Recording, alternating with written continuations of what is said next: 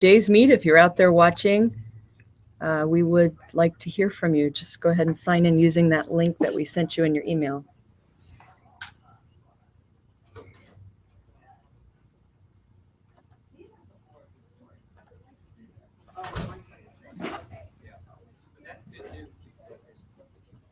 Thank you, Nikki.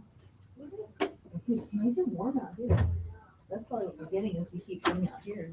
It's filling.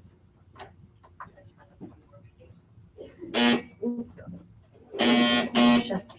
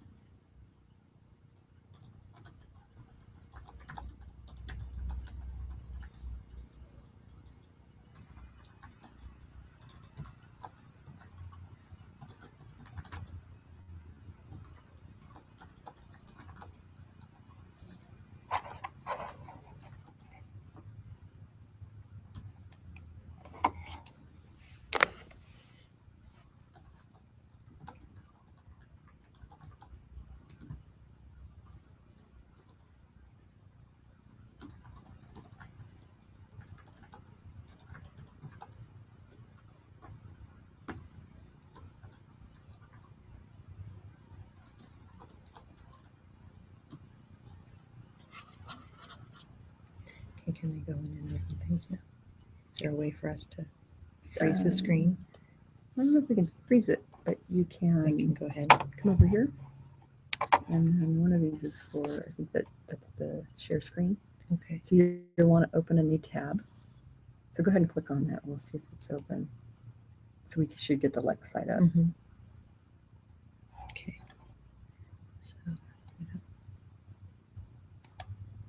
Okay.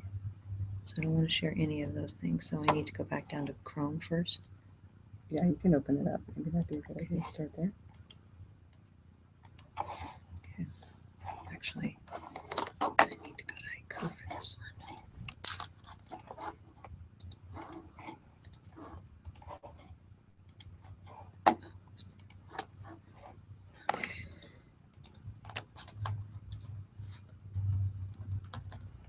So now they're seeing nothing because my screen's doing this. No, they're still seeing us. Oh, okay. They still see us. I was going to open it up on here too. Let me turn off that one. Let's see.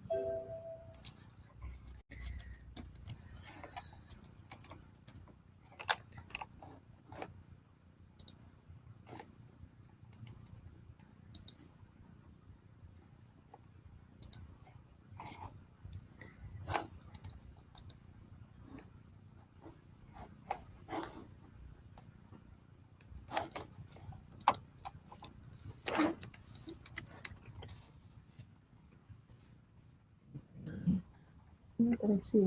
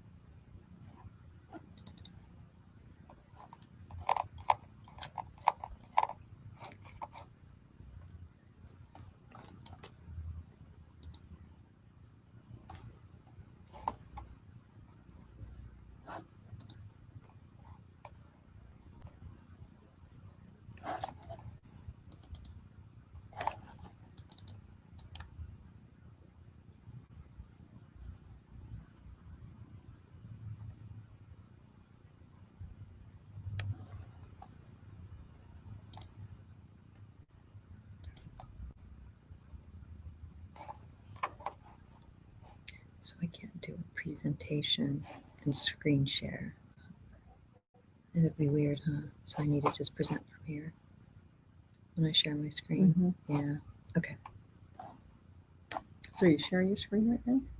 No, Okay, so they're, just so you know what they're seeing. I know. They're saying funky me looking for everything on my computer. Just trying to get everything queued up.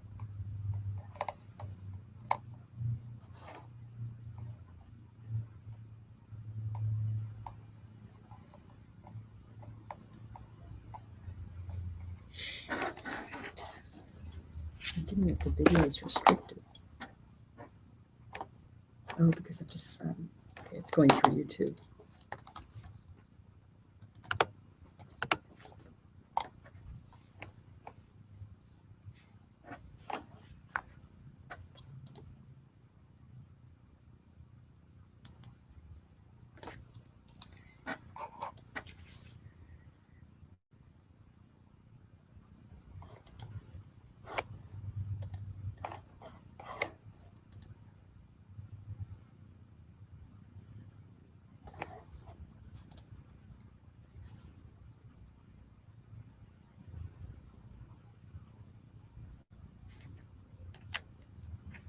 There we go.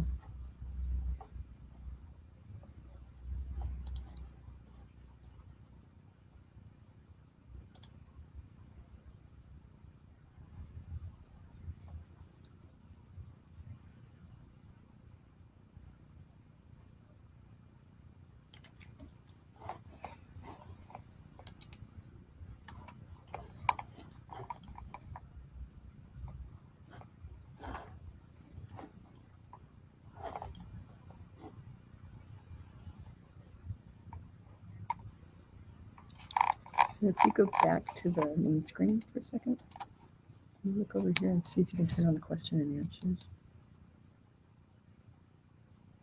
Okay.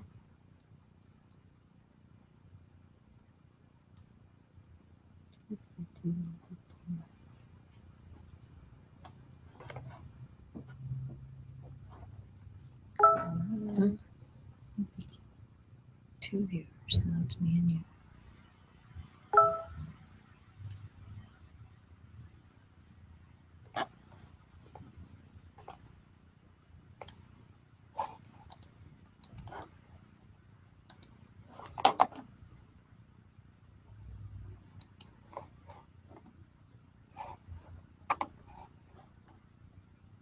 Did anyone confirm that they were going to be watching?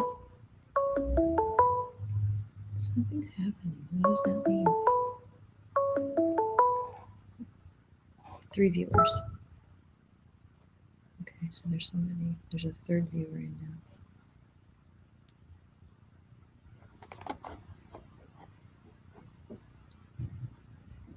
Five viewers.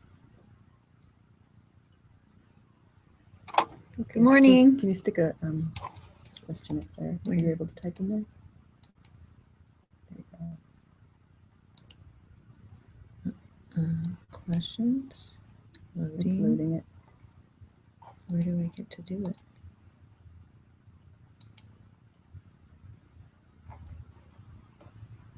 Two viewers. Oh, we just went down to 2 viewers. I think I'm the two. Now 1 viewer. Oh, 5 viewers. Okay. Something's weird. I don't know how to get the questions. To type. I guess Are you able to type? there's no field. So maybe we can ask them if they can go to make sure they're signing into today's Can meet. it, good morning, everyone. Can you please go ahead and sign into the today's meet so we can have a dialogue with you? We're having troubles getting the question and answer poll open on our end. If you can see it, you can use it, but we're having some trouble on our end. Oops. That is me.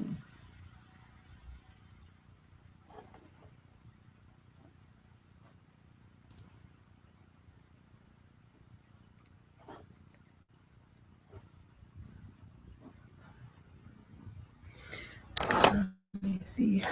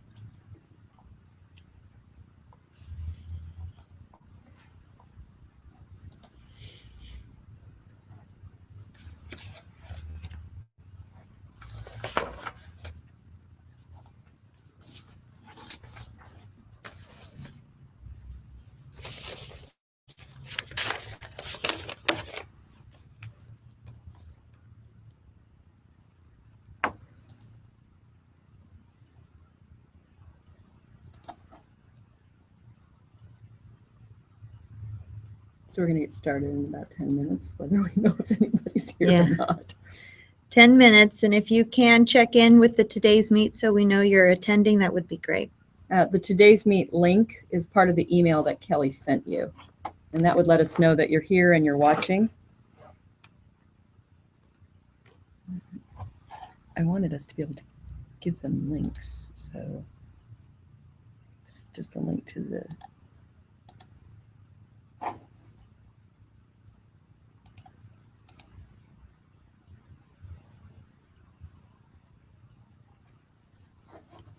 Oh, there we go. Finally, our group is having trouble with the internet access due to preset restrictions. We are working on it. Okay.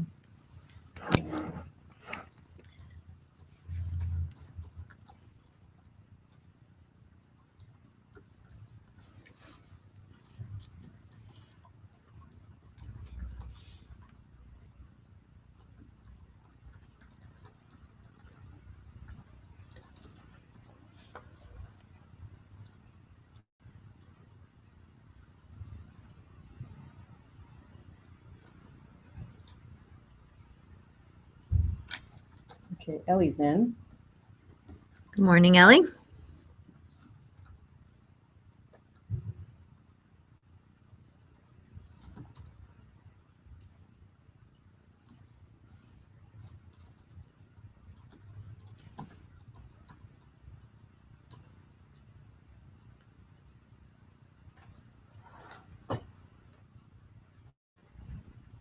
So it looks like we have one group. Jen, your group's still trying to get in.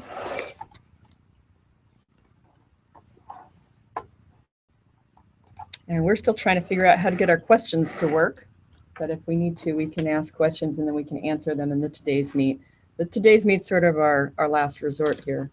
Our district seems to be blocking a few features too.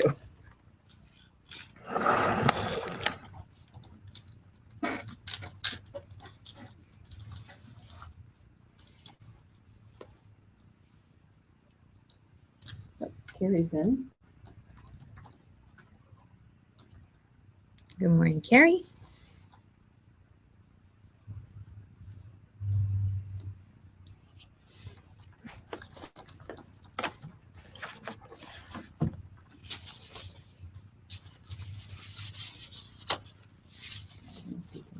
Okay.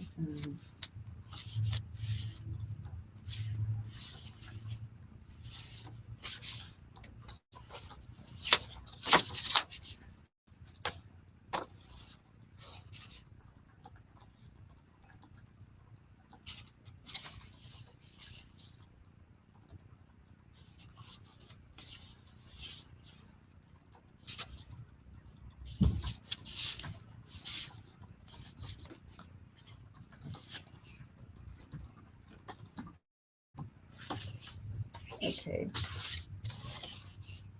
So we would have 6, 7 people total right now. We have 4 viewers. Right. So we have, and who else is here? Right now I have Jen plus 5 more trying to get on. Okay. Carrie, Ellie, Okay.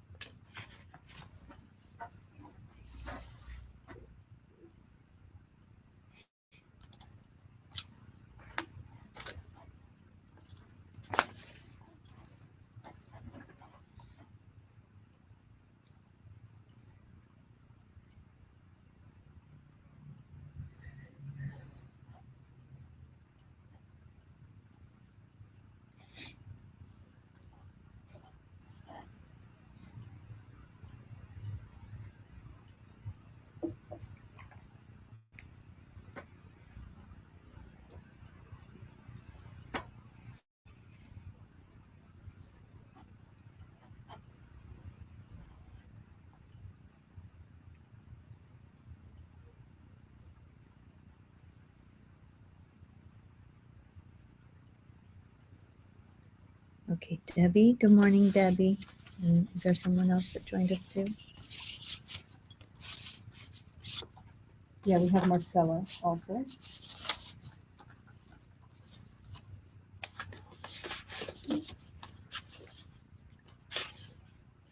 We're going to get started in about 3 minutes.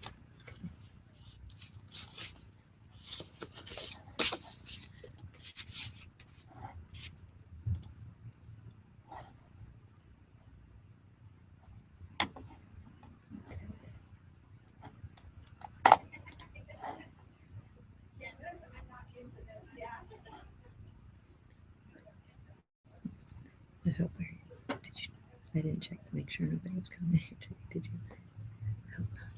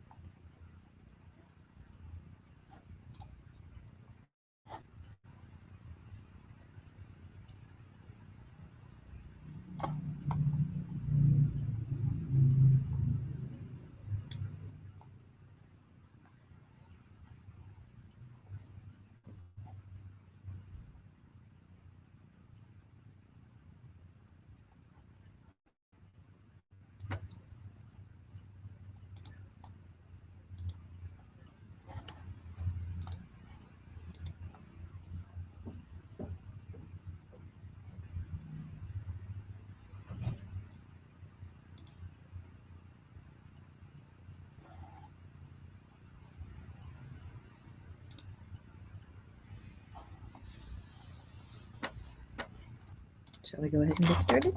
Yeah. Okay. All right, we're going to go ahead and get started. Good morning, everyone. Thank you for joining us. I'm Kelly O'Brien, one of the instructors for LEC 45, and I am joined. Hi, everyone. I'm Pam Rabin. I'm also your instructor. And we have a majority of you are from LEC 45, but we do have 2 members of LEC 43 who are unable to attend yesterday's face-to-face. So to begin, if there's anyone who cannot hear me, please let us know. Sorry. All right, please let us know if you can't hear us on the today's meet, please. But I'm going to go ahead and start sharing my screen. And what we're going to need for you to do is open up the Haiku link and make sure that you are in our course. And you're going to navigate to LEC 45 or to LEC 43. And that's where we're going to go ahead and start today. So that's where I'm going to go into Haiku, the learning management system.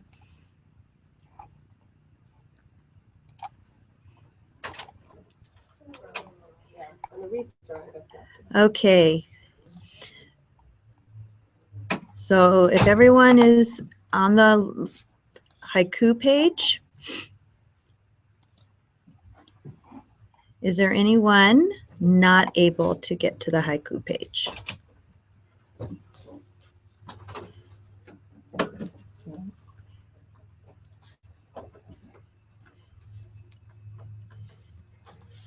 And the email for that, or I'll go ahead and post that link if you need it.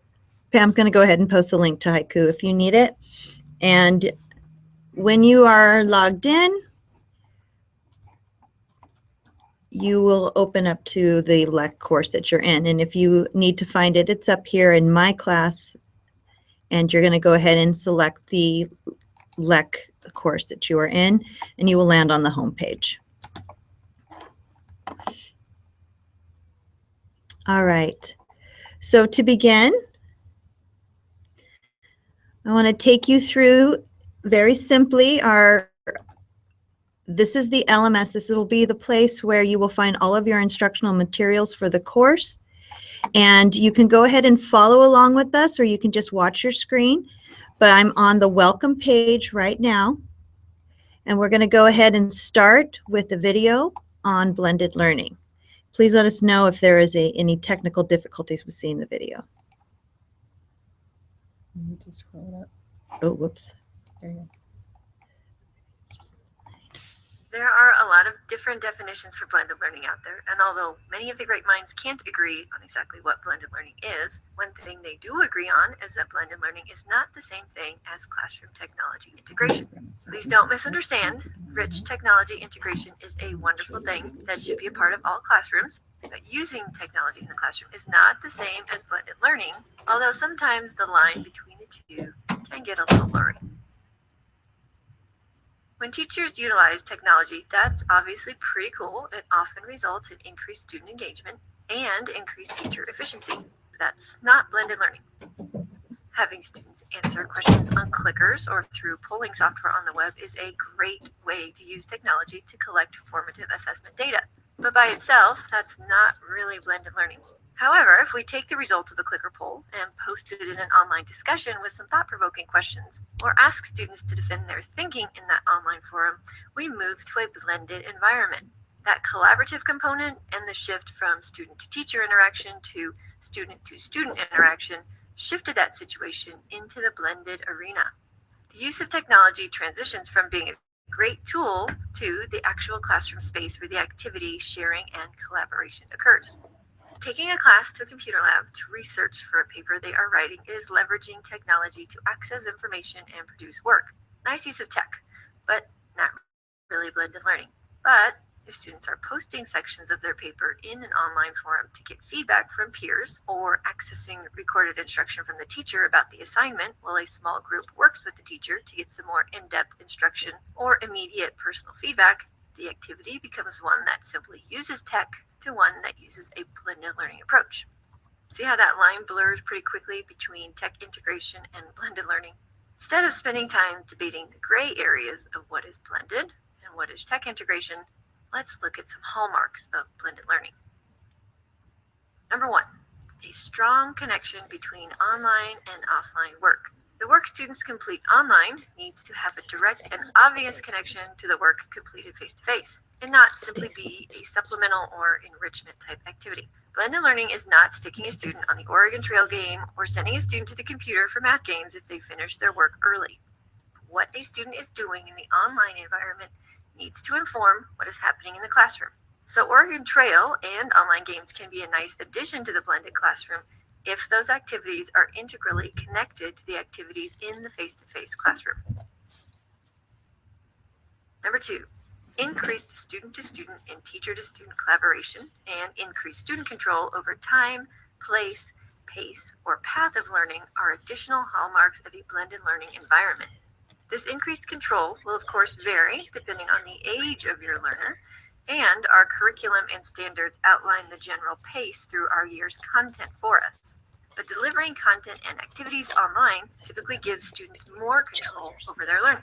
When information is online, students can access the content from home for review, or students viewing content in class can revisit and replay that information. Students who need more time to process can take that time to really reflect before sharing their ideas in an online discussion. Teachers can post a variety of instructional materials and add multimedia to appeal to various learning styles and give students a choice as to the path they take to master a topic. Online classrooms and collaborative platforms give students more opportunity to share their thinking and appreciate the thoughts of their peers. In these environments, students increasingly look to one another for feedback as opposed to simply the teacher. One easy-to-spot indicator of a blended learning environment is an online classroom presence. This is typically done through a learning management system or LMS like Schoology. There needs to be an online home base where students routinely go to access information, participate in online activities, and share or post their ideas and work. The online classroom isn't just a static website where students can download handouts. The online classroom features similar activities that take place in traditional classrooms, such as content instruction, discussions, and assessments. The M in LMS is why many teachers choose to use one. A good LMS will streamline many of the daily management processes for teachers and make assessing student work much easier. Number 4, repurposed time. Blended learning uses technology tools to restructure that sage on the stage delivery method, provides opportunities for reduced student-to-teacher ratio, and frees up more time for collaborative or problem-solving activities. Many of us are familiar with the flipped classroom model, where students view instruction through a video in place of the traditional lecture or teacher whole class lesson, which often moves too slow for some students, too fast for others, and can get sidetracked by interruptions. This frees up in-class time for activities and rich concept application. Repurposing class time doesn't always have to be done, though, by assigning videos for homework. Students can view these videos in class, at centers, or independently, giving the teacher time to work with smaller groups. And you can use the technology to repurpose class time without solely using video. For example, instead of taking 20 to 25 minutes each week to introduce and review new vocabulary and having students copy definitions to use for a homework activity, students can be paired up, assigned just 1 or 2 words, and given 10 to 15 minutes to search the web for various definitions and to find real-world usage instances of these words. The pair then posts the best, most clear definition and a couple examples of real-world usage in an online discussion. This gives everyone in the class a cumulative list of the words, clear definitions, and usage examples. The teacher can then post a few discussion topics and have students reply to each other with their own application of the vocabulary for homework. Instead of sitting and getting, students actively work together as a class to crowdsource the best definitions and usage examples for their vocabulary, and moving parts of this activity to the online classroom saves 10 minutes of class time, which over the course of the year can really add up. To recap, rich technology integration is awesome. Blended learning, also awesome. Both awesome and great together, but not the same thing. Blended learning isn't about the technology. It's about instructional design. The technology is leveraged intentionally to restructure the classroom to increase student involvement, engagement, and input. If we get too caught up in the tools, we miss the whole point. Blended learning is simply about good teaching and making the most of our online and face-to-face teaching environments. It's about deliberate and careful instructional planning to put certain activities and content online to take advantage of the opportunities this setting provides, and putting other activities in the face-to-face setting to leverage the opportunities it provides. It's really about blending these two settings strategically to create the best learning experiences for our learners.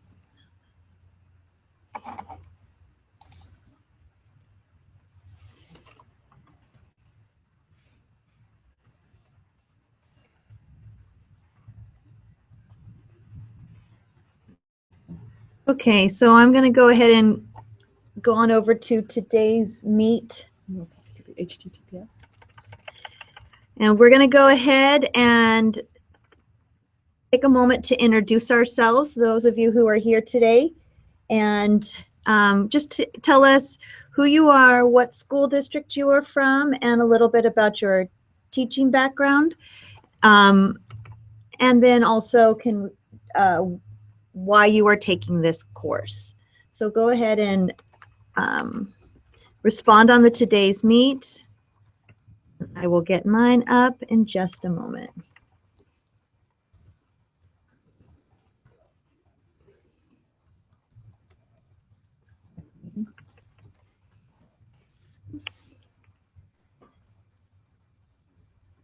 All right, and to join, you just have to put in your name.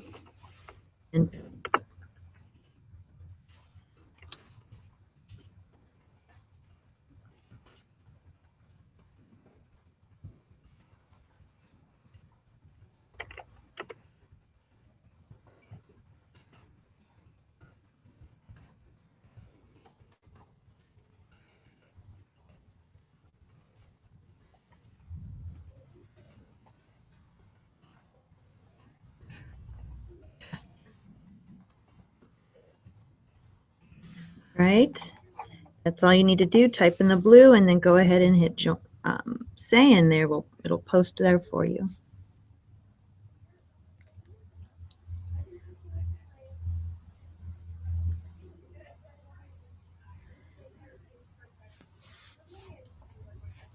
We're hoping we've got everybody in.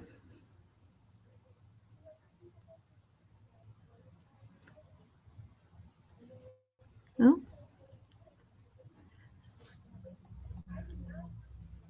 Okay.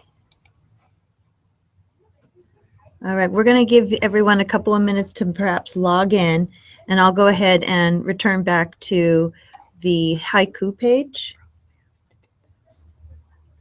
And we'll give you a moment to everybody respond, and then we'll just go ahead and come back to the today's meet and figure out who is here. Oh, good. Looks like we got a lot of people coming. Oh, okay, good. Everyone is coming now, so I'll go back. So let's see.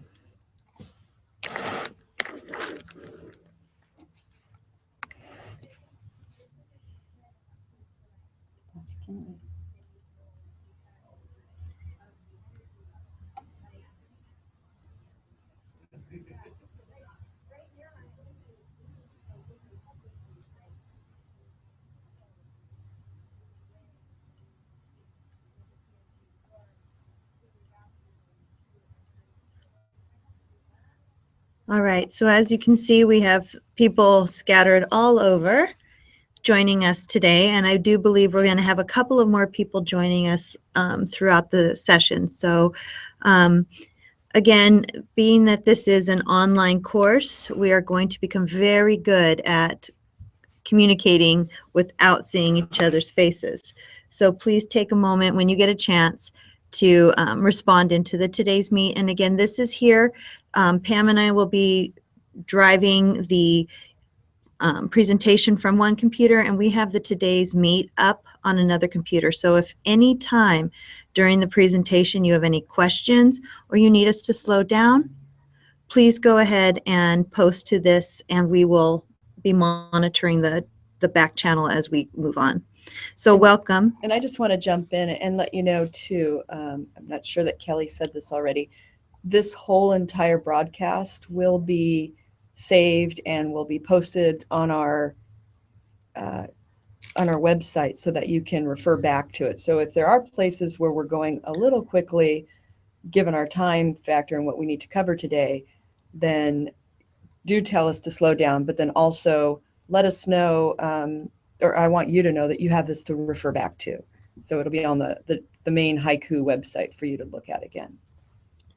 Okay, and thank you to those of you who have been introducing yourselves. We're very glad to have you here with us today, and this is our first virtual face-to-face for Pam and I, so excuse our novice mistakes, but we are doing the best we can. And again, this is all what blended learning is about, is taking the risks. So what I'm going to do is I'm going to go ahead and head over back to Haiku. Now, again, we realize you probably are going to end up with a few tabs open this morning. The basic tabs that you're going to want to have open would be a Haiku tab, the Today's Meet tab, and then you're going to want another tab open and signed in to a Google account. So you will need to have those three windows open, or excuse me, those three tabs open, and be able to go between those tabs today. All right, so getting back to the course, we're going to scroll down, and this is the page where we will be focusing most of our ideas this morning. But I'm going to go ahead and shoot over to our PowerPoint. You don't need to feel like you need to open this PowerPoint, but this is from our meeting yesterday, and I'm sure you would like to hear some of the information. So let's go. Today we're going to talk about how this is our online learning. And of course, online is an education that is handled on the net. And then we have this idea of blended learning. And that is the idea that with blended learning, you are taking, as the video said, the best of the online and the best of the face-to-face strategies, and you're blending them together. And you're giving students some control of time, place, path, and or space of their learning. Blended learning is not achieved by simply adding the technology, as you saw in the video. But what it is instructional design. You are considering your pedagogy, and you are considering what can go online that will be there to assist the students when you are not available, and what can you do and what do you hope to do when the students are there in that valuable face-to-face time with you. Time is no longer a factor in the blended learning. Students can access the information online 24/7. And if they need to revisit it and watch something over and over again, or spend a lot more time in one document, then they have that ability in a blended environment. Place is no longer a factor. You can learn on vacation, you can learn in the classroom, you can learn on the playground. The brick and mortar allows you to have that important structured time, but without the walls, the students have access to the larger community to learn in. And of course, the path, when we're thinking about personalization and thinking about what the student's best pathway for their learning style is. So in considering that interactive and adaptive software that students can use to their own path to their learning. And of course, with the pace, we have some students who can zip through something and be successful, and others need to take some time. So considering that not all students can learn in a 50-minute period, blended learning does allow you to give that pace control to the student. And when we consider all of those things put together, and we bring all of those best modalities together, we are integrating for the learning, not necessarily for the tools the students will be using in that blended environment.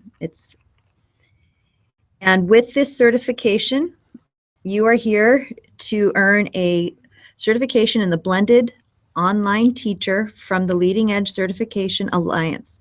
And what that is that is a group of county offices, universities, nonprofits that got together and decided to make online blended teaching an important aspect to our profession. And they have come together to build this certification. This is a national certification. The curriculum that we will be going through over the next 8 weeks is built by the Alliance, by this group of people. And they have brought all of these members together to build that understanding for teachers and for educators on how to be a strong teacher, both in the face-to-face as well as the online environment. So just to very quickly overview our course, it is pedagogy based. It is not based on technology or the tools. We are going to be utilizing the technology and the tools, but it's about the pedagogical decisions that we make over the next 8 weeks. Again, this is a nationally recognized certification. We're doing a bit of synchronous communication, but most of the time it'll be asynchronous. So we're going to talk a little bit about how that asynchronous works, and there are some timelines and due dates, but essentially you're on your own pace, own space type of learning environment. There is a possibility to earn 3 academic units from San Diego State University. And I'm going to go ahead and just slip over to our Haiku page for a moment to show you where that information can be found. Now on Haiku, this left toolbar or this left margin will be a place where you will find a lot of your resources. And right here you will see USD credit information. There is a deadline, and it is very important that you make the deadline. This is through the university. This is not through the San Diego County Office of Education. So the deadline is based on the university's requirements. So as you can see, the deadline is February 20th. And here you will find all the information you will need in order to set that up. But again, it is $216 and it is due by February 20th. And once you have completed the certification, your instructors will provide you with a passing grade, and that passing grade will then give you the 3 units. So I'm going to go ahead and stop for just a second and ask if anyone has any questions about the San Diego State University credits. So if you can slide over to your Today's Meet tab, unless you have a different computer open as well, we'll pause for a second and see if we have any questions. If you could let us know either way, no questions, that'd be great. Yeah, A few of you. either say no questions, thank you, or go ahead and post a question if you have any, and then we can move on from here.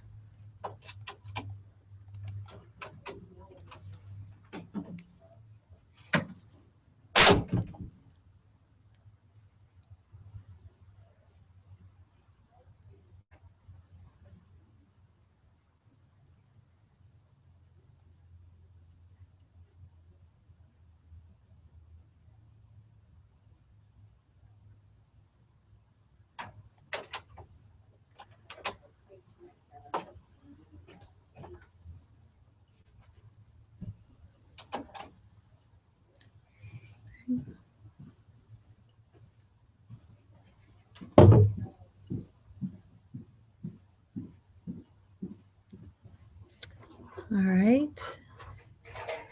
Looks like we have no questions. Going to give a couple more minutes and moments, and then we'll see if anyone else posts.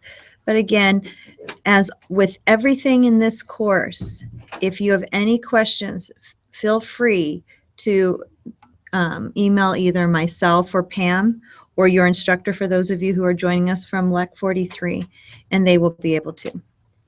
All right, does this class have any benefits to apply towards clearing my teaching credential? I am not sure. That would be something to ask Jen of the San Diego State group that you can contact with the information on our welcome page. That would be a perfect question for San Diego State to answer for you. All right. And we'll keep our eye on this, but if no one has any more questions, we're going to go ahead and move forward with the agenda for the day. We know this is a very difficult time to just listen, but we're going to go as quickly as we can to make sure that you get what you need, but also to get you out of here and moving with your day. All right. So what I'm going to do now, I am done with the PowerPoint, so I will be back at Haiku. And we're going to go ahead and talk a little bit about Haiku and just the Haiku basics and the setups. So right here along the top, if you're on the home page, you're going to see that you're on home. If you follow along the top margin here, you're going to get into My Classes. Now, when you dip into My Classes, you're going to see whichever LEC cohort you happen to be a part of. Now, when you are out and about in Haiku and you are doing some work in different areas of Haiku, you may get a little lost. If ever you do, come right on back here and go ahead and click into your leading edge certification cohort, and it will bring you right back here to the home page. Also, as mentioned earlier, the left-hand margin of Haiku is where you will find your assignments. And we're going to walk through this in detail in just a bit, but this is where you will find all of your resources for this cohort. Now back up to the top, here you have multiple menus. So for pages, this is just speaking specifically to the page for your LEC cohort. Again, as you click across, you've got your calendar. Now, this is one of the buttons we would like you to stop and focus on for a minute. Even though we all have registered with our emails, it is a preference of the San Diego County Office of Ed group that we communicate through the inbox and the mailbox here through Haiku. So whenever you have a question that you need or something that the professors need to know about, you're going to come into Haiku instead of emailing us to our personal emails. When you click in here, you're going to click into inbox, and what you will see is it will open up for you essentially an ability to write an email. This is a private email. You are sending it only to the recipients that you have sent it to. So it's not going to the whole class. It'll be just to those who you send it to. So this is the way that is preferred to communicate in this course. Now to go next is assess. This is the tab where you will come to check your grades. And here you can go ahead and you can click through and find different assessments and assignments. But when it is time for grading, this is where you will come and you will go ahead and be able to check your grades. And as you see, when I am in one parent tab, all of the lower level tabs open up below as well. Going across to the right, what's new? This will be updated periodically when anyone is doing any type of postings or perhaps have added some resources to the course. You will see in the what's new, you can tap on this and it will give you the notification as to what is new. And then as we go over here, you might not have the manage, of course. All right. Now, the next step is to come on up here and work on your notification and your information here for your profile. So the first thing that we would like you to do, many of you probably have not put your picture in yet. So we're going to go ahead and we're going to hover over our names, or excuse me, over the image at the top right corner, and a drop-down menu will appear. And I'd like you to go ahead and click into My Profile.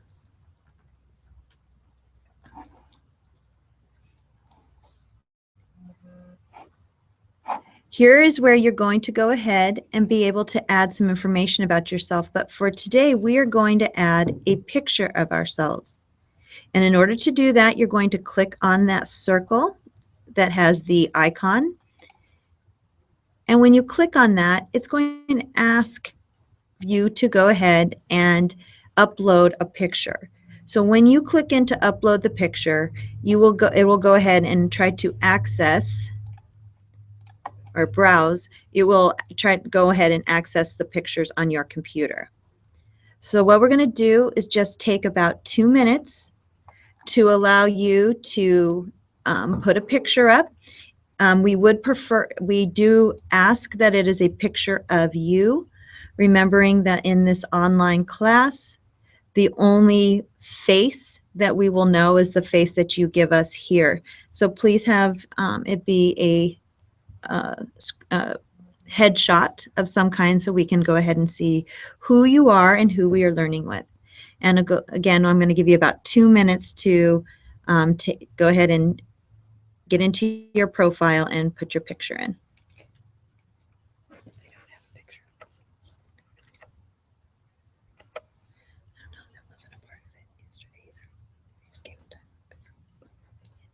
Yeah.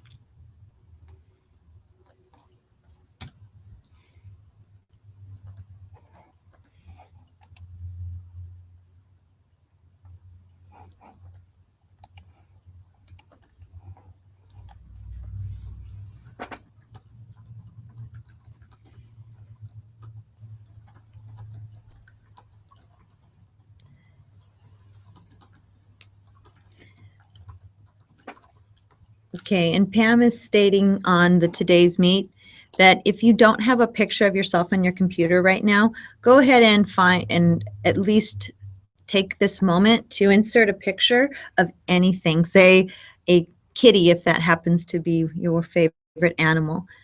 If that way at least you know how to put an image in. But again, we would really appreciate it if you would please put a headshot in. But take a moment to understand how to upload your image into your profile.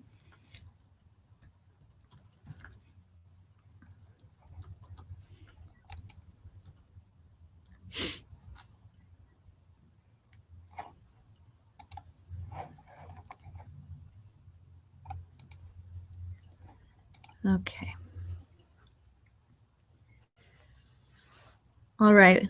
We hope that everyone has had a chance to put the picture in, and if not, and if you're having any trouble, please go ahead and post to the today's meet, and Pam will try to assist you if need be. Now, the next step that we want to go ahead and think about is our notification preferences. So I'm going to go back up and hover over my name or my face or whatever you happen to have put there. And we're going to go down into notifications. Go ahead and click into that. So as we come here, you're going to notice the email that you are going to be getting and receiving updates from the course in. And you are welcome to, but you do not need to, provide your mobile phone. The reason people choose to provide their mobile phone is if they want to receive text messages from Haiku. I myself preferred my email, so I have chosen not to add my mobile phone, but if you do, this is the place to add your phone number. Also, as you receive emails, know that you will be not replying to that email, but it's just letting you know that there's something waiting for you in Haiku, in your inbox there. All right, now we're going to go ahead and decide how you want to be communicated with through Haiku. A new class announcement is posted. Do you want that to just be sent to you in a daily email, meaning once a day at a specific time, Haiku will just send you an announcement of all that has been going on in that 24-hour period in the class. Instant email is when something happens, you're going to be alerted immediately. So if there are 3 announcements posted that day, you will receive 3 emails. If you put your mobile phone number in and you want text messages, that's what an instant SMS is. That is to receive a text. So depending on how you want to be notified about class announcements, that's what these 3 areas are. Now, someone comments on one of my pages. For myself, will be looking to see if someone commented on my page because I will be looking at my Haiku page. So I have chosen not to receive an email. But again, if I'd like to receive an email, if someone comments on my page, I simply come to that box and click in and a check mark will appear. Going down, someone comments after me on my page, again, making your decisions as to what you would like to receive. Scrolling down, someone writes a new post or replies a discussion. Now, we will be doing weekly discussions. However, it is an assignment, so I don't know if I have myself chosen not to get an instant email because I will choose to go into the discussion and participate. I do not need the reminder, but if some of you need the reminder, go ahead and have it instantly email you. Again, I have chosen to receive a daily updated email so I know I can see everything in a snapshot that is going on in a day. And again, going through this, you can decide how you would like to receive the information from Haiku. Again, if you are good about checking into the learning management system, you may not need to get instant or even daily emails. However, if you know you're going to need that nudge or that tap on your shoulder to remember to get into the learning management system, go ahead and either give yourself a daily reminder as you see here or an instant. And again, if you do not want to have any of this, and there's a check mark there, you can go ahead and check away a checkbox. So I check in to make the check, and then I can check off to make that check go away. When I have finished all of those settings, go ahead and make sure that you hit save at the bottom so that those notification preferences have been saved. And we'll give you guys a moment to finish that up.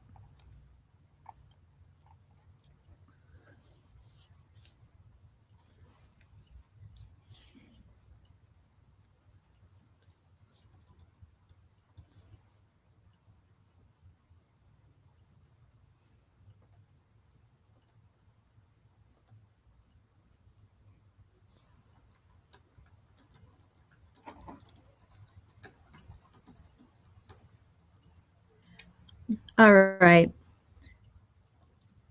So now that you have your settings ready to go, we're going to go back to our Haiku page, or I'm sorry, our home page.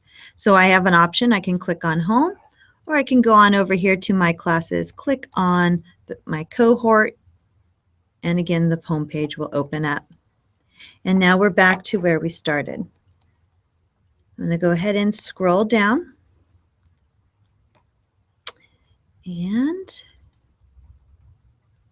come here to this. All right. Whoops. I have come to the wrong page. Pardon me. Okay, there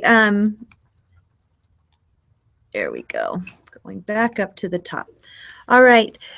Here at the home page, I want to point out a few more of our useful areas. Here on your right-hand side of the page, on each of the pages you will see this, you're going to see a calendar. Now, right now, you're going to see that there are some pink highlighted squares. Those represent assignment due dates. What isn't here are your discussion due dates, and we will go ahead and we're going to put those in today. So you're going to see that you will have some assignments due on Fridays, assignments due on Sundays, and assignments done on Wednesdays. And we'll talk about what those Tuesday boxes represent in a moment. As you scroll down, I want to point out to you our Q&A discussion forum. This is a place where you can feel free to add any of your questions that you might have, and you're posting these questions to the group. And this is a great place to put something that is not necessarily directed specifically to your instructor. Maybe you're having technical issues or you're having questions on an assignment. Post your question here, and many members will be able to answer those questions for you. And in fact, when you're building your blended learning environment, you're going to want to teach the students to start relying on each other to answer technical questions and to support each other in an environment such as a Q&A forum. So this is where you feel free to post your questions, and hopefully we will all work together to get each other the answers you need. Now, the other area you have here is what's called a water cooler discussion. Here is just a fun, silly place to post anything that is not academic based. And what we mean by that is if anyone happens to go on vacation during this 8 weeks, or if someone, we had someone in our last cohort get married during the cohort, any of those, these are the fun, casual places that you can add some discussions. We're going to show you in just a moment some of your academic discussions. So again, you need to have a place to have some fun too. So these are always going to appear on the right-hand margin of the pages as we go through our haiku. So know that you can always see them. You don't have to come back to this page. All right. So I'm back to my left-hand side of my screen. I'm going to go further down, and now where I would like you to join me is on the tab marked Leading Edge Certification Cohort Face-to-Face Welcome.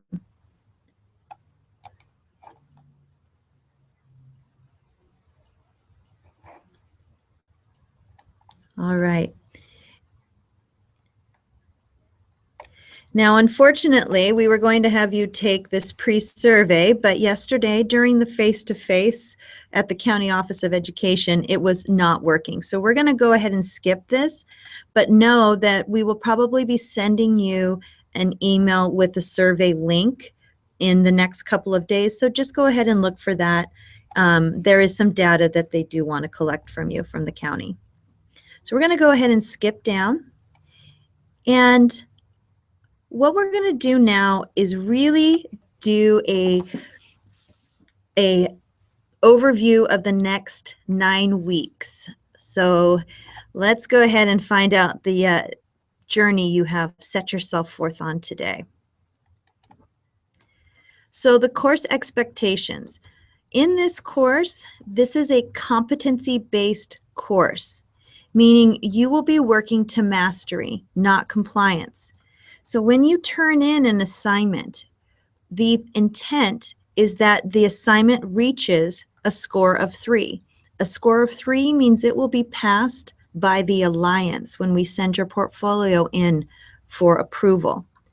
The intent is that each week when you turn in those assignments to your instructors, that we will be giving you the feedback that will allow you to revise your work to make that work a 3. So again, it is not going to be a grade of 2.5 and you cannot change it. We will always make sure that everyone reaches mastery or competency in each one of our modules. Next, what does that mean? We're all with you till the end of the line. You are supported here by many colleagues in our cohort, as well as Pam and myself. So what you are, even though we are all in our own computers and we are doing and feeling very isolated from one another, know that we are all here together until that bitter end. And we will make sure that you guys get there, and any struggles or any questions you have, that's what Pam and I are here for, or your instructors from LEC 43. We are all LEC certified, and we have been through this course as well, so we understand the need to continue to push to that competency. So we are here to support you. Remembering that this is a self-paced and it is a fast-paced course. In the next 8 weeks, you will be learning quite a lot, and it will be on your own time, meaning you will have to set aside dedicated time to this course. Each week, you will have a discussion, you will have to respond, you will have an assignment, and as well as reading materials that you'll need to go through. Those things will need to be budgeted into your time for your day. And it is fast-paced, so that if you get behind just by 1 week, it can end up being very hard to catch up.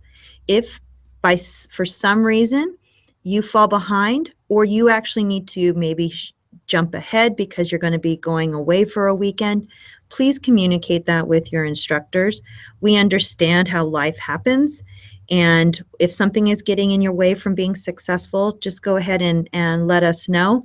But remembering that within 8 weeks, we are going to be learning quite a lot. So trying to keep yourself on a time management schedule would be your best success story. And I'm going to steal this idea from another LEC person, but that's one of the most important concepts that we're going to tell you today. If we say nothing else to it, it's just your time management is truly important. So making sure that you're blocking that, time out, and that you're keeping up with the assignment due dates. Okay. As I mentioned a moment ago, you're going to have due dates one will be Friday.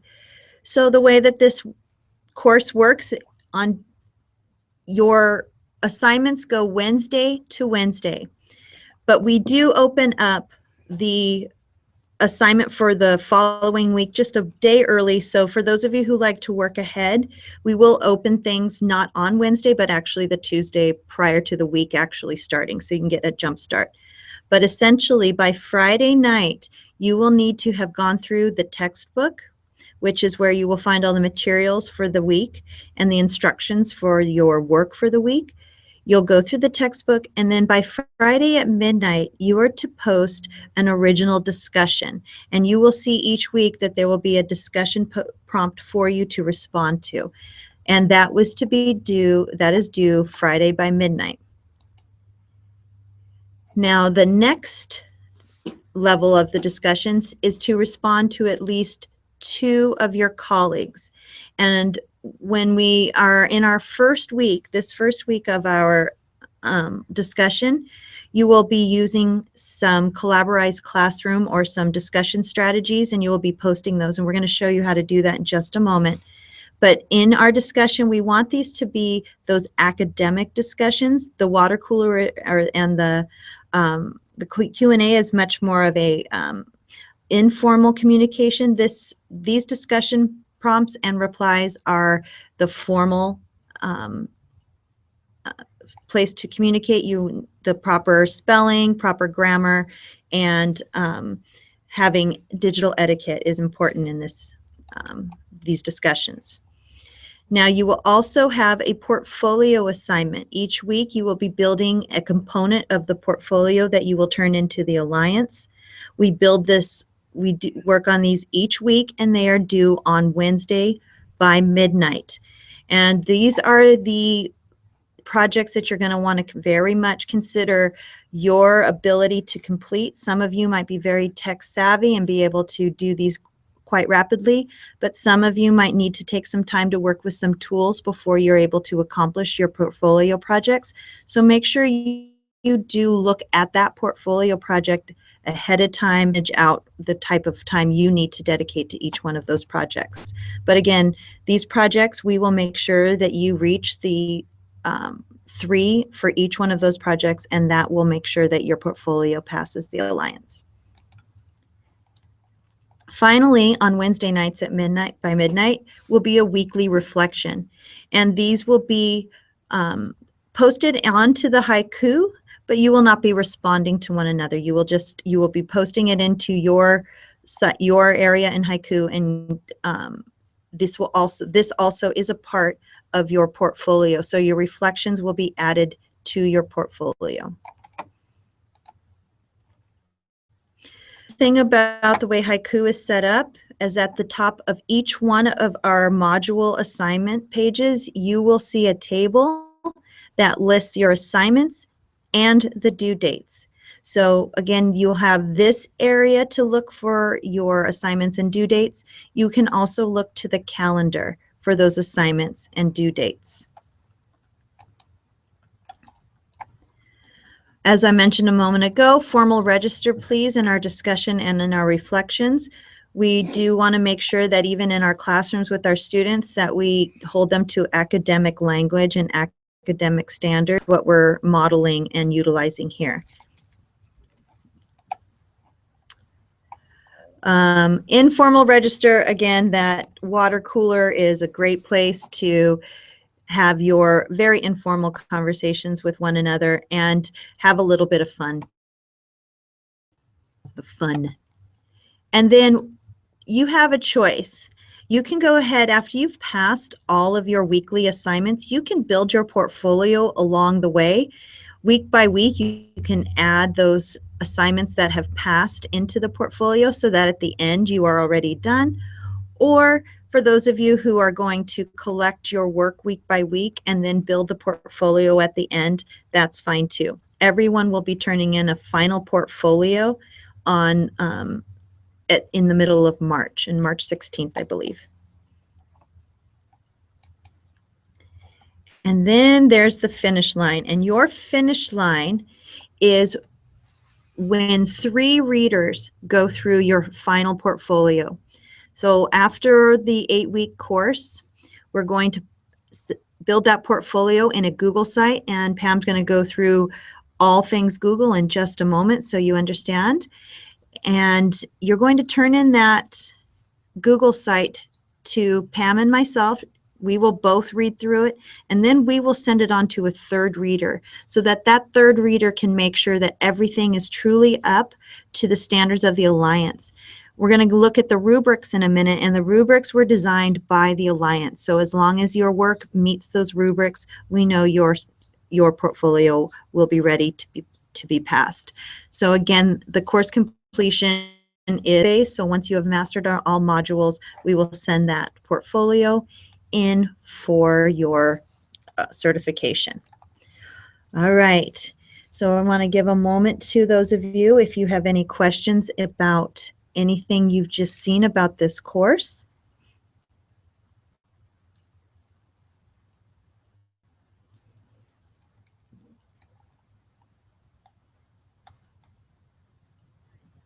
So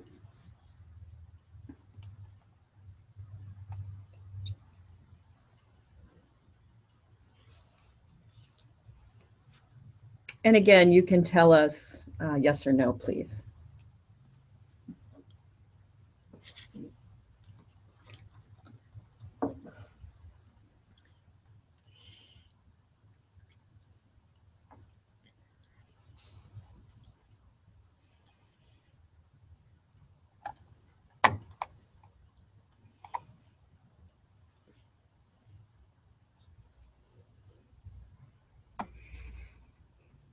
One thing I wanted to point out while we're waiting to see if we have questions, on Kelly's Haiku page today, you're actually able to see all of the modules. On your end, you probably won't, you won't be able to see all of those because they're closed right now, in case anyone was wondering.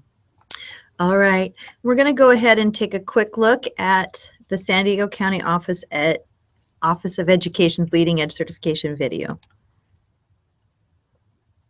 The Leading Edge certification for the online and blended teacher has been offered by the San Diego County Office of Education for over 2 years now. In these 2 years, we have certified almost 400 educators.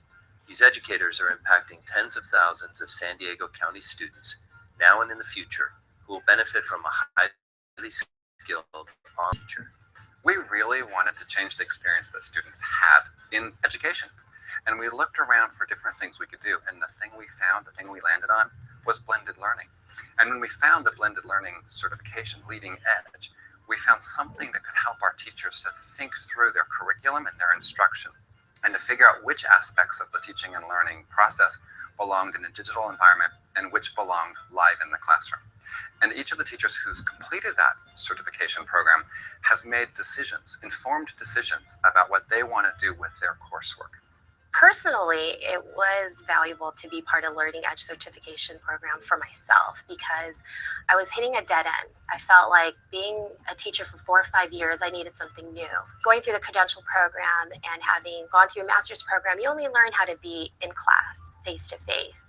And I think this has helped me grow as an educator. It has taught me to be confident and to use these new tools.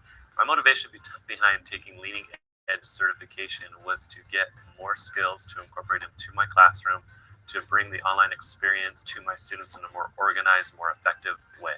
Before, taking Leading Edge online was kind of a separate thing that we were doing. Okay, now we're going to get on the computers, but now it's more integrated into the class. Having Leading Edge certification, and for most of the teachers here, it makes us all focus on the same aspects. We all think about, okay, how can we take our teaching and our practices that we use at this school and put them in an online environment so that we can benefit students at all times and all paces. And as I have seen, it helped build our collaboration and help further our school and blended learning.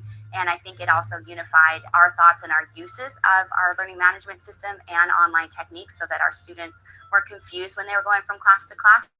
So the collaboration made it smoother as us for teachers, but also smoother for the students to actually use the technology. As a technology coordinator, I've been able to witness an incredible shift in our school at different facets, from our teachers being able to collaborate with one another and share their experiences, to our students choosing how they want to interact with their blended learning components. I am an independent study teacher. Independent study where we do have an online blended component, and I didn't feel like once we left the classroom that my students had made any connections with one another. And so I wanted to be able to provide them with the opportunity to build a community and feel more like a classroom where they all knew each other and they were comfortable with one another. The students like the fact that I've integrated more of the strategies from the LEC course because I don't have to talk as much in front of the class. They can learn things on their own pace. The screencasts they really like because they can play them, pause them, do the activity, come back to it. If someone misses a day, it's not a big ordeal trying to get them to work again. They can go onto their Haiku page and access everything that we did in class. I really was able to give more options to my students so that now I could tailor an individualized learning plan toward an individual student tailor the way he or she worked to my system. We just finished our own website called Weebly, and we did it on the 1920s, and so you were with the partner, and we got to build our own website with different links that have like the women of the 1920s, the music, the culture. It was a really cool website because we got to find pictures and information, and we shared it with everyone in our class. We're able to have that face-to-face experience, and then we're able to apply the knowledge that all of our teachers give us into something that we're doing online to further our knowledge. Having this experience has really helped me be more comfortable with the technology that we're going to be using in college.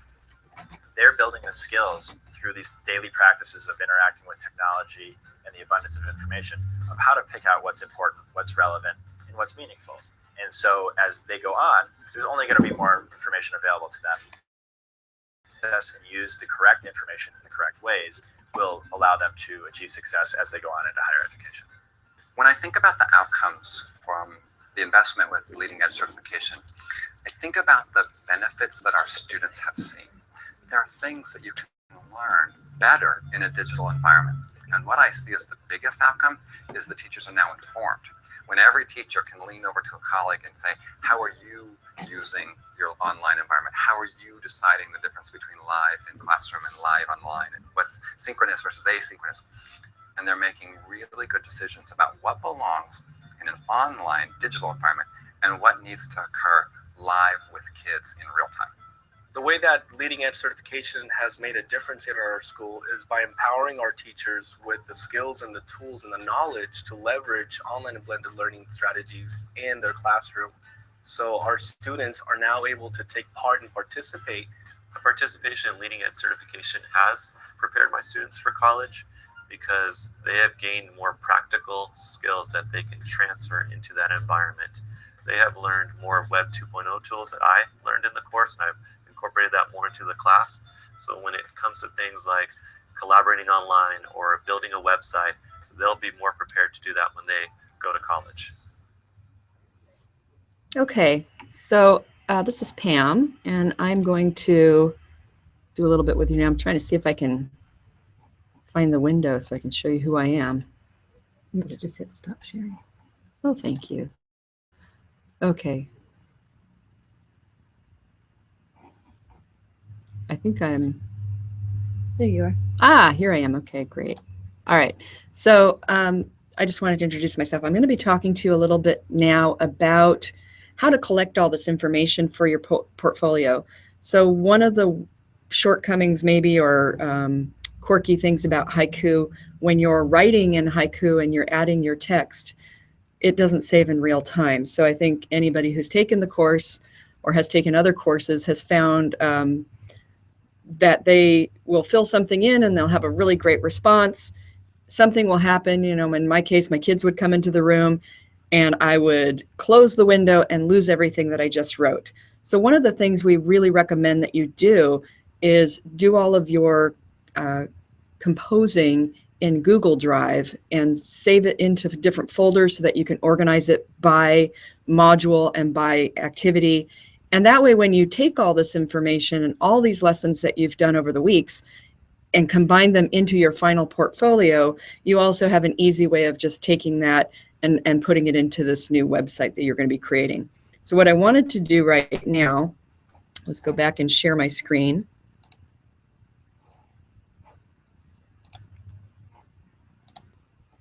Okay, so I'm back in the Haiku site, and I'm just going to go up to the top here for when I come back.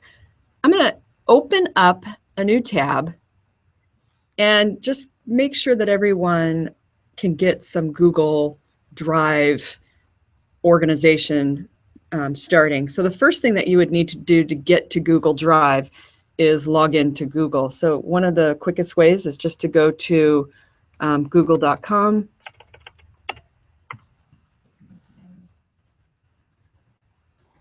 And in this case, I'm already logged in, but I'll also go ahead and sign out. And I can sign back in. When I look here, I have different accounts. If the account that I want to use is not there, I can add an account. In this case,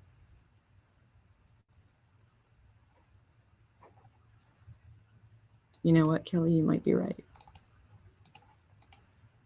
Did I just log out? Oh, I am still going. I was worried that I just logged myself out. I'm going to log back in. Okay.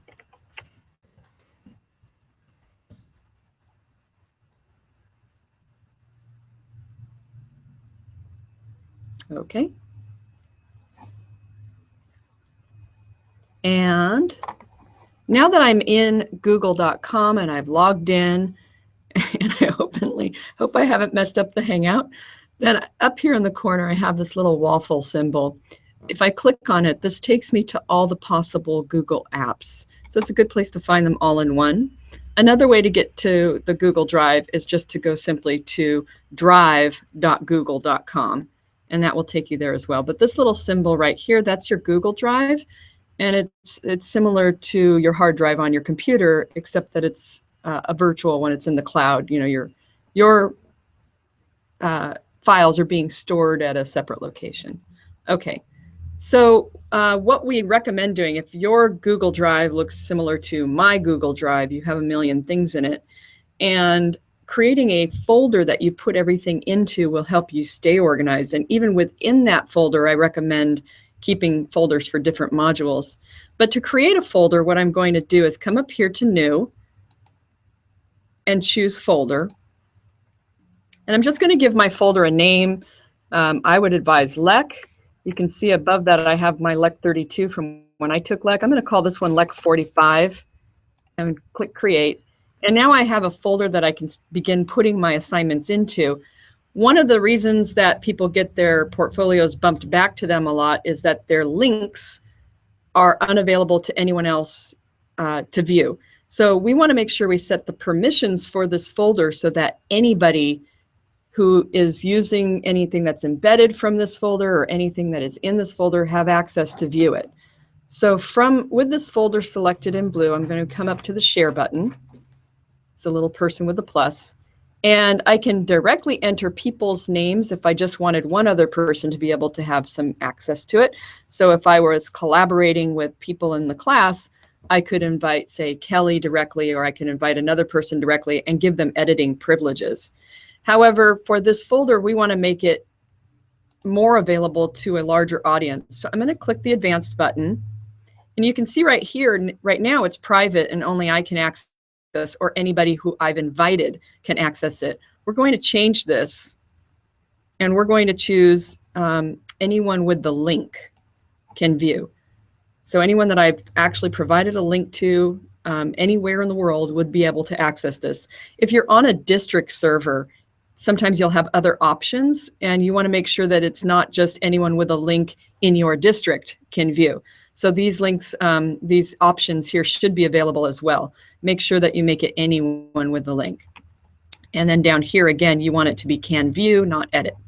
Click save. And then I can click done. Now, anything in this folder, if I create it in the folder or I drop it into the folder, is going to have that same sharing permission level. So then I don't have to remember to go back and change all my documents. So I'll open up this folder. And within that folder, I can create another folder. I might call this one Module 1. Create. It's going to have the same share permissions because I created it in that original folder. And then within that folder, then I can begin to create documents. So if I had my first assignment, it's telling me it's created in a shared folder. It's going to have the same sharing permissions, and that's good. That's what we want. And now I could create my first document for my writing, and perhaps this might be discussion. What's the name of that first lesson? Discussion? Discussion 1.1. 1.1. Something along those lines. And then again, remember with Google Docs, one of the great things about it is it saves in real time. So if I am composing in here, I can write out my discussion and have that great discussion that I want to post later. I will just highlight it, use Control-C to copy. Google likes you to use Control-C or Control-V. If I try to right-click and copy, you'll see it'll give me the directions for doing it the other way. And then I can go back to Haiku and add my beautifully written discussion into my assignment and turn it in there. So we're going to get to that in just a minute. Okay, does anyone have any questions about how to create folders? All right. And I guess I'll ask for the yes, no when I get finished. The next thing I want to show you while we're talking about folders and creating elements and curating things that will go into your final portfolio, a lot of times you're going to be asked to put images in. So we want to talk a tiny bit about usage rights on for images.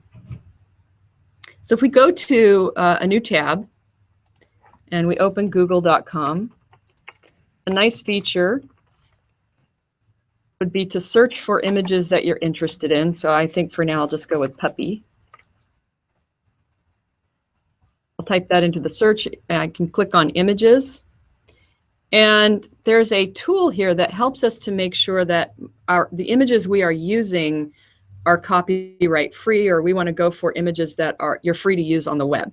So if I click on more, or I'm sorry, search tools, and down here you can see that on second to the right, I have, or second to the left, I have usage rights. Right, there we go. And I'm going to look for labeled for reuse. I only want images that are labeled for reuse so I know I can use them. But at this point, I'm not finished here. So I'm going to click on this picture. I really like this puppy. I can go to view image and I can save the file. But I also want to make sure that I'm documenting where I got this file. And Kelly, help me 1 second here. I can't remember. Go to view page. Oh, I'm sorry. I need to go to visit page. And that's where you get the source of the image. And you can get the source of the image. So in this case, it's Flickr. And they need to do more than... They're just going to grab that URL. You're going to grab the URL. And this would be a good thing to put into your Google Drive. So if I have this image that I want to use, I'm going to take that information. And when I have that first discussion document, I can begin to curate the pictures, but also where I found the pictures.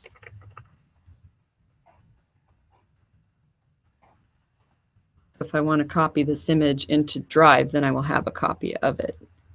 Let's see here. Whoops.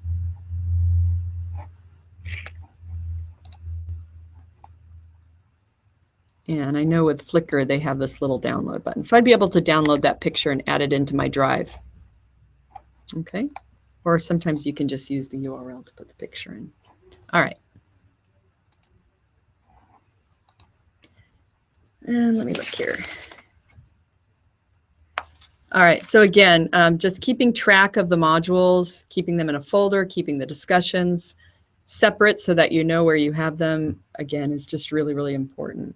Do we have any questions at this point about creating folders or how to find free use images, or at least images that you have that are not copyrighted? That will be an important element. And making sure that you have the URL or you have the annotation to go with that image, because all of your images, and I think Kelly will be discussing this later, have to be cited where you got them, unless, even if they're your own image. I like to use a lot of my own images and things that I do. I usually will put, you know, this image is used by permission of Pamela Rabin, so that I'm citing the source. Okay. All right, so at this point, if you can tell us yes or no, that'd be great. And I'm going to switch places with Kelly.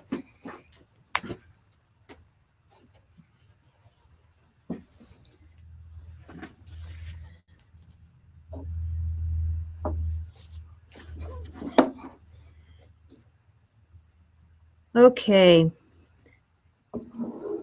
So we're going to go ahead and really dig into our Haiku resources right now, and then we're actually going to get started with this week's work.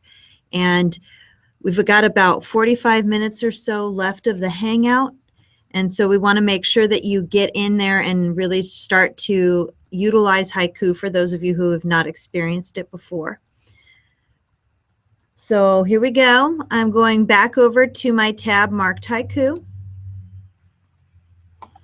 And when you come down to our left-hand margin, you're going to see that right now we've been working off of the leading edge face-to-face. So that is for today's purposes only. But I'm going to scroll down to where you're going to see Introduction. And this is the Module 1. And you'll see that it's marked Module 1. When I click into that Introduction, I am now in our assignment Module 1. This is the work that we will begin today and is due next Wednesday. Now, before I go any further, I kind of want to just introduce you to what you are seeing on your page. Again, the first time you open a module, you're going to see the module overview.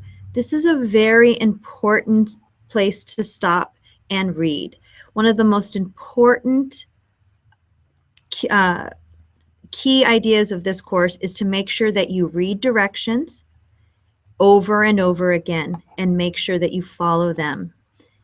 You'll see again, as you scroll down on your module page, our textbook. Here are your objectives.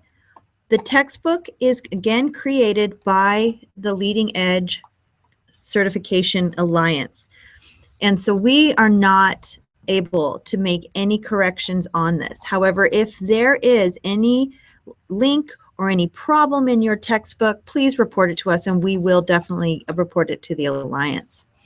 So what I did, just to revisit what I just did a moment ago, I clicked onto our textbook. And that opened a new tab called Introduction. And again, when you scroll down, you're going to see that same overview and those objectives again. But this time, you have tabs for the pages of the textbook. It is important that you go through each one of these pages and go through all of the materials that you see and any links. Now, in each one of our textbooks, you will also find the discussion and the assignment. Most of the time, what you see on Haiku matches what you see in the textbook. However, as I mentioned, we are not able to edit the textbook. We are only able to edit the Haiku. So if there is an assignment in Haiku that does not match the assignment in your textbook, always default to the Haiku assignment.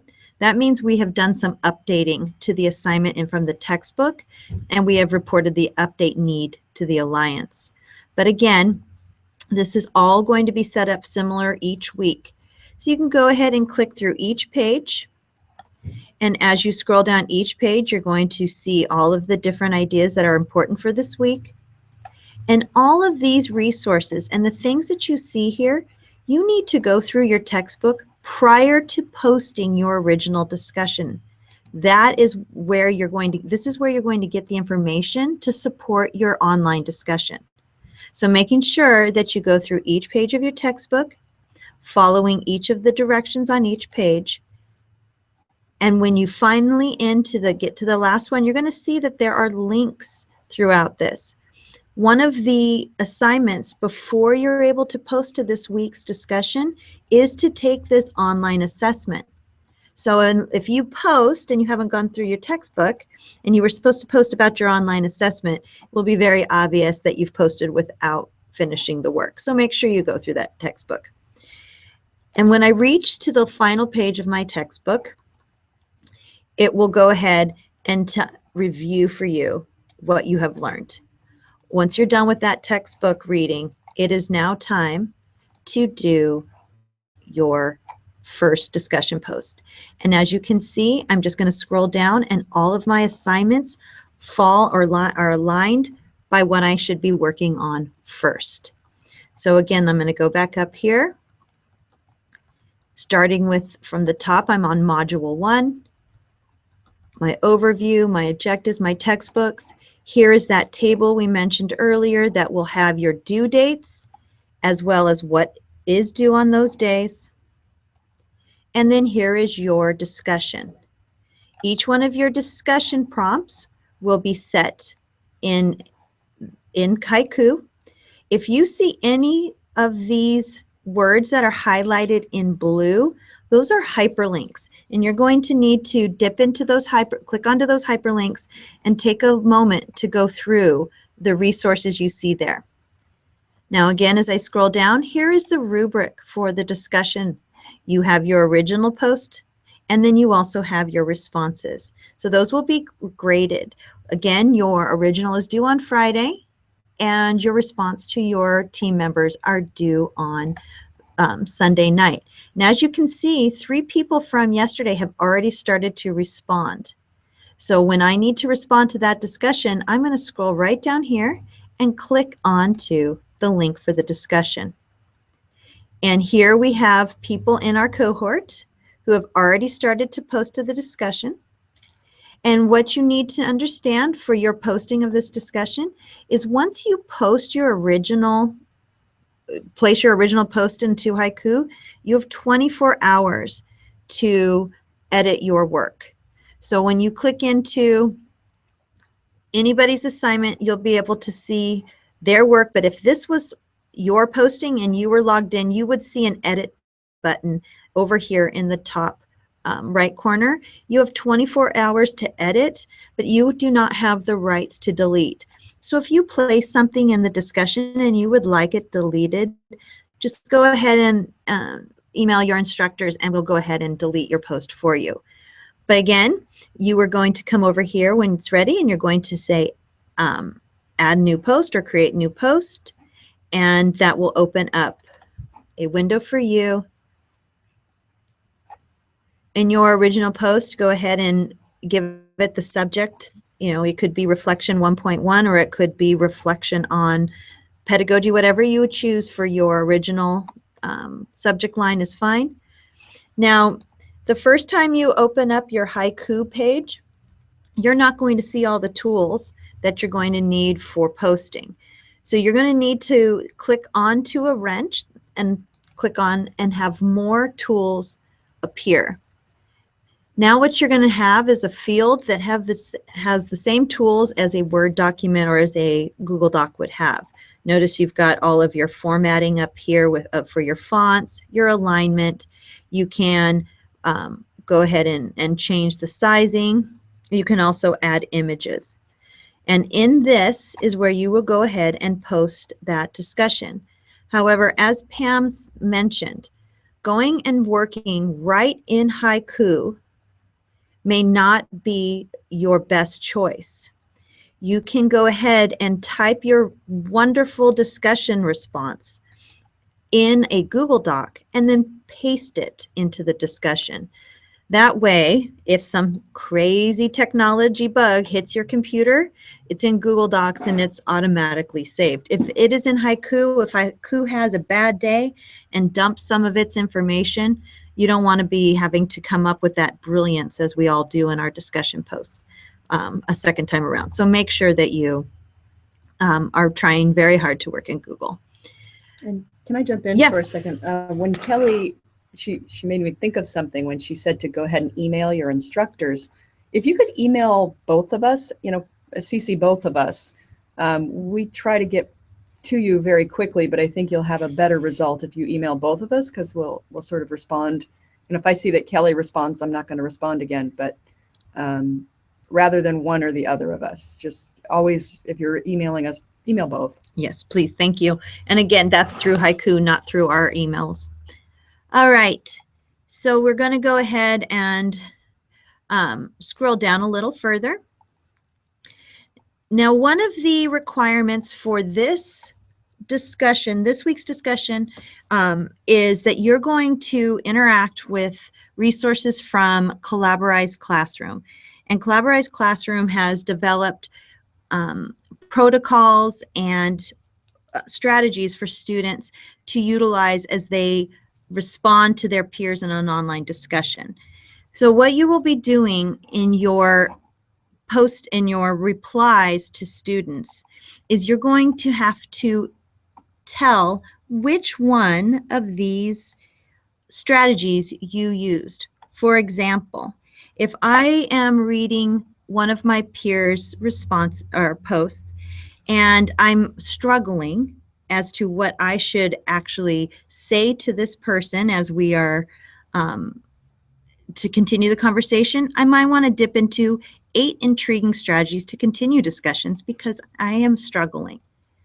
When you click into this, this is a free resource. Here you will find different ways that I can continue the conversation. Maybe I want to ask for clarification. Perhaps I should pose a follow-up. The nice thing too is there are some sentence stems here for those who really need some support as to how to get started.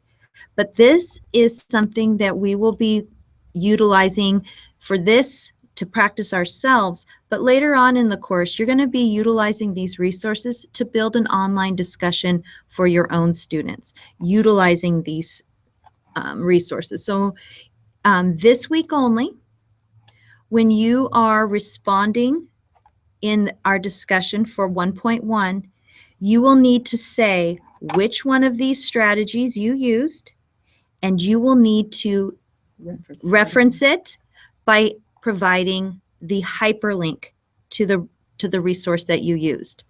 For example, as we have said before, you're going to go ahead and highlight that URL, and you're going to copy that URL. And when you respond to someone in the discussion, going to respond to Debbie, and I'm not going to really respond to her. But if I were going to respond to Debbie, here I can go ahead and respond to Debbie. And then I'm going to say discussion strategy, Name the strategy. and I'm going to name the strategy 8 intriguing ways to continue. Continue. All right. I don't even. So now the thing that you're going to need to do is I need to put a hyperlink in here, but I don't have the tools available to me. So what I need to do is come up here and click on Use Rich Text Editor. When you click onto that, you will now be given the exact same formatting tools that you would be given in your original post. So once I have posted to her and I am telling you what strategy I used, I can go ahead. Remember, you might have to click that More button to open up all these tools. I'm going to go ahead and I'm going to highlight my strategy. And I'm going to interrupt because I think what Kelly's actually highlighting is the article that she read, and she would need to reference the strategy within that article. So it might say something like propose a new idea for feedback, or ask your peers to make a connection between the topics. So reference the actual strategy you used, but what Kelly's doing is citing the article right now. Pardon me. Yes. So again, from the actual resource, pose a new idea for feedback. That is the strategy I'm using. So I'm going to go back. I'm going to say discussion strategy, propose a new idea. But now I'm going to highlight propose a new idea. And I am going to paste the URL for the resource I am using. Paste it in there and hit OK. Now what that has done is created two different things. One, it's created a hyperlink for anyone else to click onto and be able to access the same resource I did. But we also want to take a quick moment to take a look at what is called meaningful text. One very key part of our learning in these 8 weeks is that in an online environment, we need to be ADA compliant, meaning we need to make sure that our information and our instruction is accessible to those with learning disabilities, specifically for those with visual disorders. We want to make sure that any links we provide can be read by a screen reader. This, if read by a screen reader and not seen by the eye, would make sense. Discussion strategy, propose a new idea. However, if I go ahead and give that long URL, the screen reader will read http www.collaborate classroom, and that for someone who is trying to get through an e-reader will be very difficult for them to understand what it is the information you're trying to get to them. So in this course, it is very important that we start thinking about designing our online environment. One of the key components is making meaningful links or meaningful text for your links.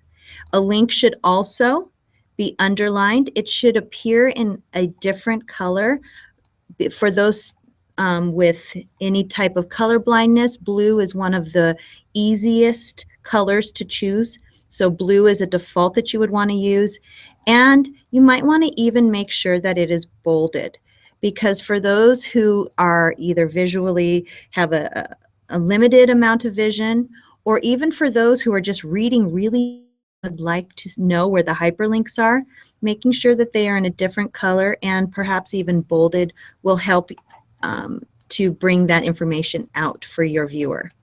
Now, I do not want Debbie to see what I have just put, so I can choose to do a couple of things. I can choose to save as a draft, and I can come back and work on this later. I can submit my reply to her, but because I'm afraid that she's going to not understand what I am doing, I'm going to go ahead and just click out of here, and now that isn't saved at all. All right, so again, That is 1.1, and that is your discussion. Your discussion prompt, or excuse me, your original post will be due on Friday by midnight.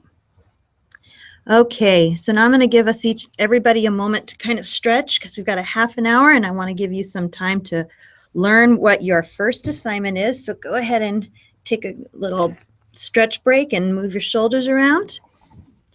And we're going to go ahead and get really into what you need to do for this week's assignment.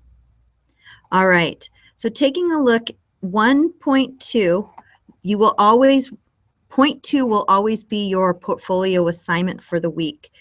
And what you will see here are the directions for that assignment. You go ahead and you scroll down and you're going to take your time to read. Now, it was suggested that you might want to either print these directions for yourself to have them out, or when I was doing it, I did a split screen. You can do whatever you need to keep ideas on the blocks that you're going to want to do, that you are going to have to put together. But what your assignment will be for this week is to build a wiki about yourself. You're going to be introducing yourself to your cohort, and you're going to be introducing yourself at the same time you're going to be learning